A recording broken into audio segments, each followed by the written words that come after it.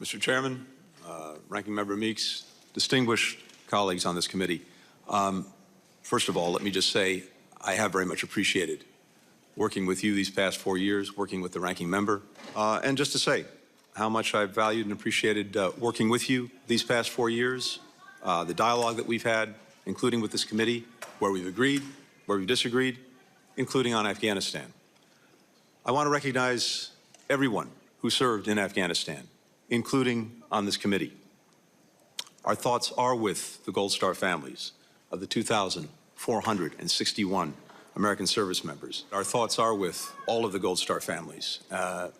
They're with the State Department and USAID employees who lost their lives over the course of 20 years of our military involvement in Afghanistan.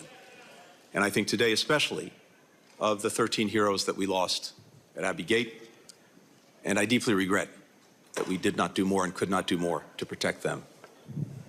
And to those families who are here with us today, you're in my thoughts, in my prayers. I wish that Nicole was here with us today. I'm deeply sorry that she's not. I'm also deeply grateful to the dedicated professionals from the State Department, from the Defense Department, from across the government, from civil society, other partners who did so much to support the people of Afghanistan. I'm here today to continue the Department's extensive cooperation with this committee. As you know, Mr. Chairman, the Department's provided over 20,000 pages of documents to you. We've conducted 9 high-level briefings for members. We facilitated transcribed interviews for more than 15 people. I personally testified before the House and Senate committees 14 times with questions on Afghanistan, including 4 times before this committee. Now, I believe that any attempt to understand and learn from the U.S. withdrawal from Afghanistan has to be put in the proper context of what preceded it, both in terms of the 2 decades following 9/11 and the decisions and events of 2020 to 2021 that culminated in the removal of our personnel. When President Biden took office, he inherited an agreement the previous administration had reached with the Taliban to remove all U.S. forces from Afghanistan by May 1st of 2021. At U.S. insistence, the Afghan government had released 5,000 Taliban prisoners, including top war commanders. The United States reduced our own troop levels from 14,000 to 2,500 in December of 2020.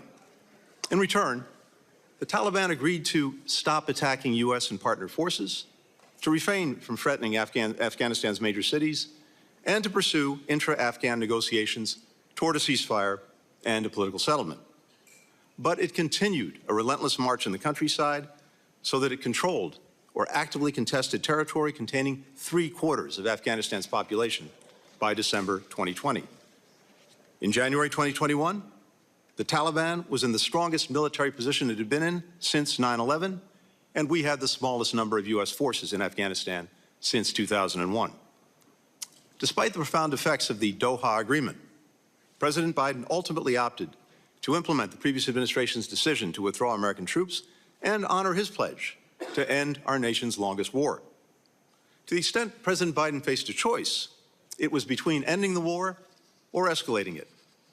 Had he not followed through on his predecessor's commitment, attacks on our forces and allies would have resumed, and the Taliban's assault on the country's major cities would have commenced. That would have required sending tens of thousands more U.S. forces back into Afghanistan to defend ourselves and prevent a Taliban takeover, with at best the prospect of restoring a stalemate and remaining stuck in Afghanistan under fire indefinitely. President Biden inherited a deadline, but no plan to meet it. At his direction, beginning in the spring of 2021, the administration, and the State Department in particular, engaged in extensive planning for a whole range of outcomes. We pursued a sustained campaign to urge any Americans in Afghanistan to leave. We restarted and dramatically increased resources to what had been a moribund special immigrant visa program to bring Afghans who had worked by our side over 20 years to the United States. Even the U.S. government's most pessimistic assessments did not anticipate that the Afghan government and security forces would collapse so rapidly in the face of Taliban advances. Nevertheless, because of the administration's extensive interagency planning and coordination, when Kabul fell on August 15th, the United States was able to evacuate our embassy and relocate our diplomats to the airport within 48 hours. and then conduct the largest airlift in U.S. history, helping approximately 120,000 Americans, Afghans, and citizens of allied nations depart Afghanistan in just 2 weeks. In the 3 years since the end of our country's longest war, all of us, including myself, have wrestled with what we could have done differently during that period and over the preceding 2 decades. I asked retired Ambassador Dan Smith, one of our most senior diplomats, to lead an after-action review of the State Department's actions between January 2020 and August 2021.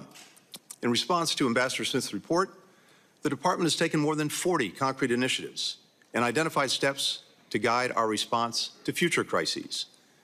The actions we've taken have already made a difference in subsequent emergencies, including in Sudan, in Israel, in Lebanon. Even as we work to address the places where we fell short, I firmly believe the President's decision to withdraw from Afghanistan was the right one. American troops are no longer fighting and dying in Afghanistan. The American people are safer and more secure. In fact, many of the most pessimistic predictions have been thoroughly disproven. We were told Afghanistan would once again become a haven for terrorists, and that, as the majority report contends, we would be all but blind to the situation on the ground. In fact, al-Qaeda, the group that attacked us on 9/11, has not regrouped in Afghanistan. And in August 2022, we launched a precision strike in downtown Kabul that took out its leader, Ayman al-Zawahiri, with no American boots on the ground. We were told that our allies would no longer trust us. Well, having just returned from more NATO meetings in Brussels and my 20th trip to the Indo-Pacific as Secretary of State, it's clear that our alliances, our partnerships, are stronger today than they've been in a generation. You can see that in the more than 50 countries that we brought together to defend Ukraine against Russia's ongoing aggression, and in the unity of purpose and action that we built for contending with the challenges posed by China. We were told hundreds of Americans and Afghan partners would be left behind. Yet today, every U.S. citizen who told us that they wanted to leave during the evacuation has now had the opportunity to do so. And to those Americans who entered the country since August 2021 and have been detained by the Taliban, we will not rest until we bring you home. Since September 2021, the administration has resettled more than 185,000 Afghans. We've approved or welcomed to the United States more than 68,000 Afghans under the Special Immigrant Visa Program. That is nearly half of all of the SIVs issued since the program's inception in 2009.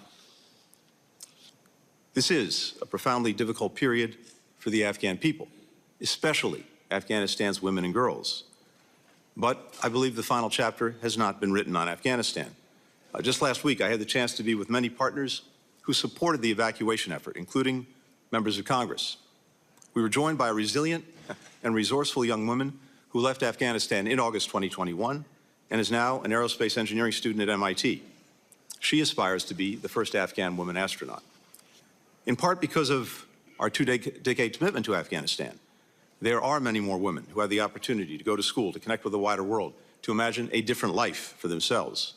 And these women, their experiences, their hopes, will, I know, one day help pave a path to an Afghanistan where all people can actually choose their own futures.